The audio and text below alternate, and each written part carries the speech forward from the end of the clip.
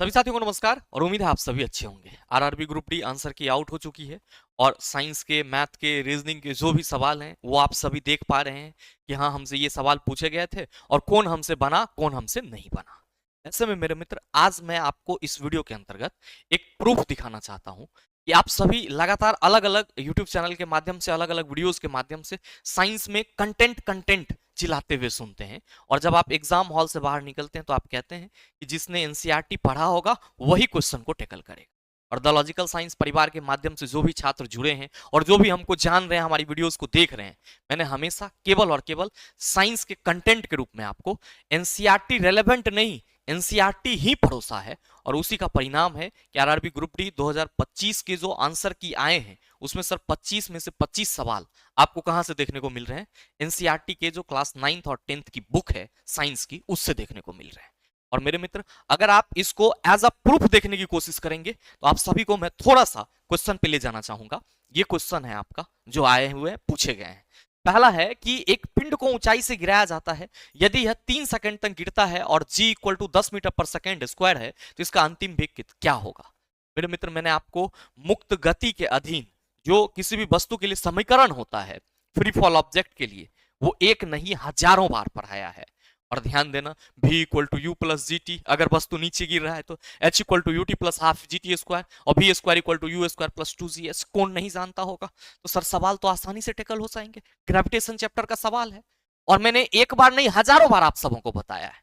अब ध्यान देना कि ये जो आपका क्वेश्चन है कि साबुन की मार्जन क्रिया में मिसेल की मुख्य भूमिका क्या है, अब ये सवाल कहां से आए सर? ऐसा तो कोई आपको लिखवाता नहीं है नोट्स में कि साबुन की मिसेल क्रिया में क्या होता है, नहीं होता है। लेकिन मेरे मित्र, मैं अपने कोर्स में एनसीईआरटी की बुक की जो line by line discussion batch है उसमें एक एक पॉइंट आपको sir line by line mention करवाता हूं। और ध्यान दीजिएगा जरा सा, आप क्वेश्चन पे नहीं, हमारे लैंग्वेज पे। यहां पे आप देखो, हमने सर साबुन और अपमार्जक पढ़ाया है। और ध्यान देना, मैं फिर से कह रहा हूं कि रेलवे हो या किसी भी आप आगामी कॉम्पिटिटिव एग्जाम की तैयारी कर रहे हैं, बगैर एनसीईआरटी साइंस के मामला सेट होने वाला नहीं है। आप चाहे कुछ भी कर लो, किसी भी तरीके से फाउंडेशन पढ़ लो, आपने NCERT line by line discuss नहीं किया, मेरे मित्र, मामला क्लियर नहीं होगा।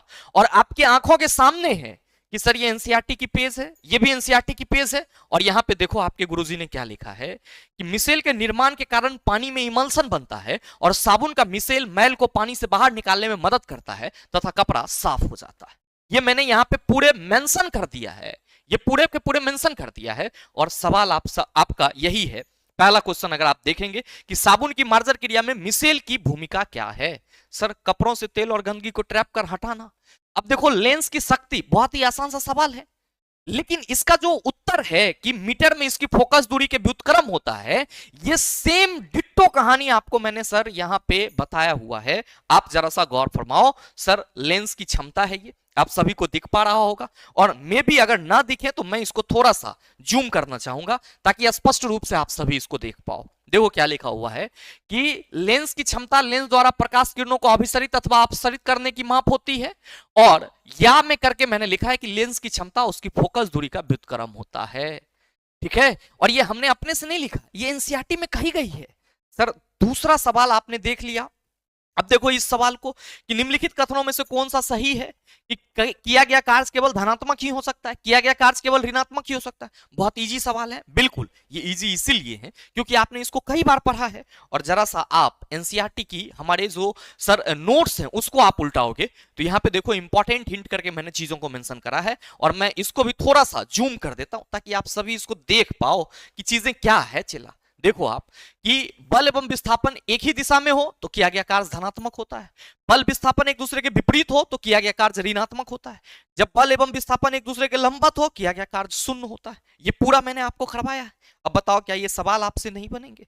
अब देखो अगला सवाल क्या पूछ रहा है, सर एक ही शिफ्ट के हैं, मैं सारे शिफ्ट का एनालिसिस नहीं करने जा रहा हूं, सिर्फ एक शिफ्ट हमारे साथ रुक जाना। निम्नलिखित में से किसका उपयोग विलयन की सांद्रता को व्यक्त करने के लिए नहीं किया जाता है? अच्छा, नहीं किया जाता है ये तभी बनेगा जब विलयन की सांद्रता के सारे मेथड जानेंगे। और ये सारे मेथड अगर आपने एक जगह पढ़ी है तो आप कहेंगे बल्ले बल्ले हो जाएगा। मेरे मित्र देखिए ना, छात्रों ने ऐसे ही नहीं सर बवाल काटा है साइंस में। 25 में से 24, 23, 22 इस तरह से स्कोर किया है। ये मैं नहीं कह रहा हूं, ये हमारे व्हाट्सएप पे मैसेजेस आ रहे हैं। आपके कमेंट आ रहे हैं, आप किसी भी वीडियो के नीचे कमेंट खोल करके देख लो, आप वहां पे पाएंगे कि गुरुजी हमने साइंस में 25 में से 24 किया है, 25 में से 25 किया है। क्यों किया है? क्योंकि उन्होंने केवल एनसीईआरटी के लैंग्वेज को रीड करा।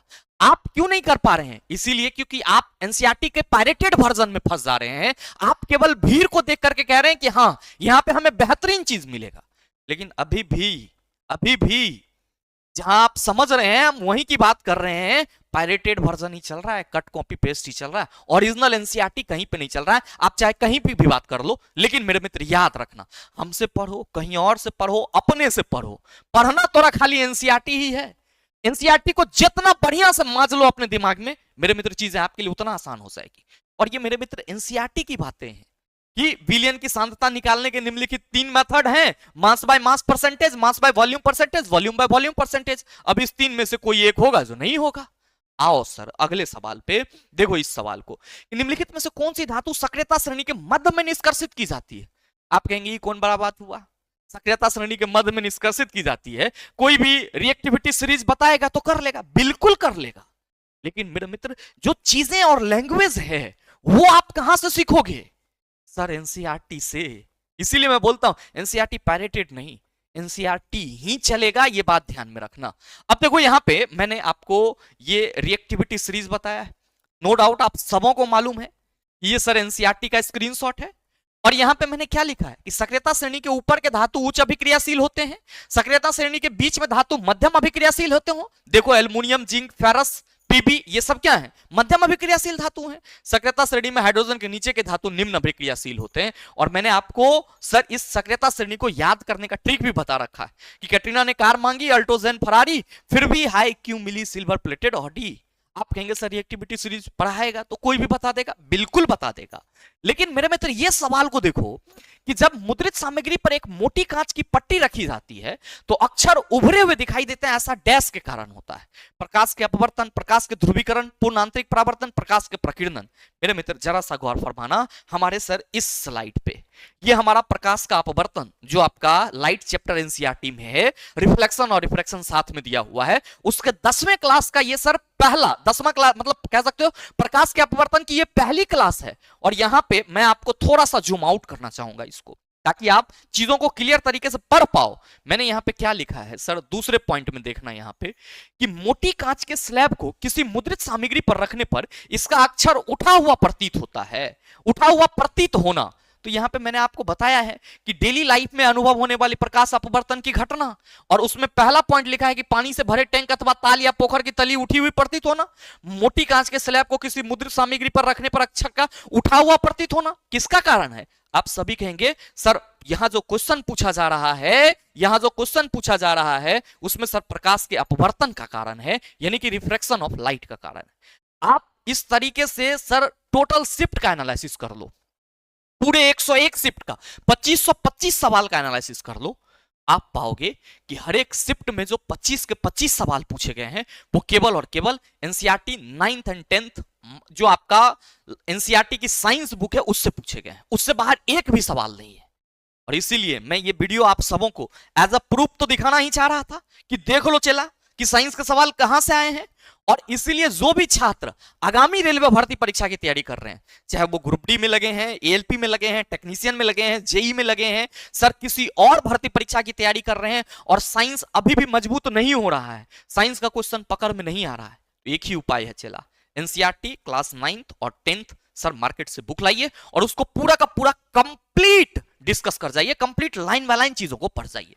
अपने से नहीं हो पा रहा है तो मैं फिर से कहूंगा कि ये सारा चीज जो आप देख रहे हो ये हमारे पूरे बैच का है और ये बैच आपका कंप्लीट सर आपके लिए द लॉजिकल साइंस एप्लीकेशन पर अवेलेबल है, केवल और केवल 399 में, केवल और केवल 399 में। मतलब समझो 400 में आप क्या कर सकते हो सर, अपने जितने भी एग्जाम आपको देने हैं उन सभी के लिए साइंस को एकदम तगड़ा कर सकते हो कि जो सवाल पूछे जाएंगे वो आपके माइंड से हिलेंगे नहीं। आपको लग रहा होगा कि गुरुजी फी बहुत ज्यादा है, लेकिन जरा सोचो आप चिल्ला कि आप कोई भी एग्जाम टैकल करने जाते हो वहां पे 25 क्वेश्चंस आपसे पूछे जाते हैं और वो 25 के 25 ऐसा नहीं है कि मेरे ये जितने भी स्क्रीनशॉट थे वो अलग अलग बैच के थे, केवल और केवल NCERT 9th and 10th master solution batch के हैं। तो मेरे मित्र अगर आप मात्र 400 में अपने जीवन को बना सकते हो। ये 400 आपके लिए बहुत ज्यादा नहीं है। आप कहेंगे आप अपने कोर्स का प्रमोशन कर रहे हैं, प्रचार कर रहे हैं। मेरे मित्र इसलिए कर रहे हैं कि जिस चीज की जरूरत आपको है, जो आप ढूंढ रहे हैं, वो यहां पे अवेलेबल है। और इसको यहां तक पहुंचाने में बैक एंड में बहुत सारी चीजें लगती है। तो जो आपका कंटेंट है, जो आपका मटेरियल है, उस हिसाब से सर ये जो फी है ये तुच्छ है। केवल और केवल आप एक तरह से कह सकते हो कि पूरे सिस्टम को रन कराने भर के लिए है। और मेरे मित्र ये बैच आपके जीवन भर के लिए आपको सर साइंस में हमेशा अव्वल रखने का प्रयास करेगा। तो उम्मीद करते हैं कि अगर कोई भी छात्र अपने से कर पा रहे हैं तो मेरे मित्र बेहतरीन तरीके से कीजिए, कोई इशू नहीं है। लेकिन अगर आप चाह रहे हैं कि गुरुजी जो आपने बैच में कराया है हम उसी को कंप्लीट कर लें तो क्या हमारा हो जाएगा, 100% श्योर रहो, 100%। और अगर आप अपने से नहीं कर पा रहे हैं तो आप हमारे साथ जुड़िए मेरे मित्र। हम आपको एनसीईआरटी कंप्लीट क्लास 9th और 10th का हर एक चैप्टर का लाइन बाय लाइन डिस्कशन करा के देंगे। केवल सर थ्योरी ही नहीं पढ़ाएंगे, विद न्यूमेरिकल, विद एग्जाम्पलर। जो भी आपके एनसीईआरटी के डाउट हैं वो सारा नेस से नाबूद हो जाएगा। ये batch the logical science application पे मिल जाएगा, जिसको आप गूगल प्ले स्टोर से डाउनलोड कर सकते हैं, द लॉजिकल साइंस एप्लीकेशन को। और बैच से संबंधित जानकारी आप इस दिए गए नंबर पे ले सकते हैं। बहरहाल उम्मीद करेंगे कि आप हमारी बातों को समझ पाए होंगे। मिलते हैं फिर अगले वीडियो सेशन में, तब तक के लिए best of luck, thank you, have a nice day.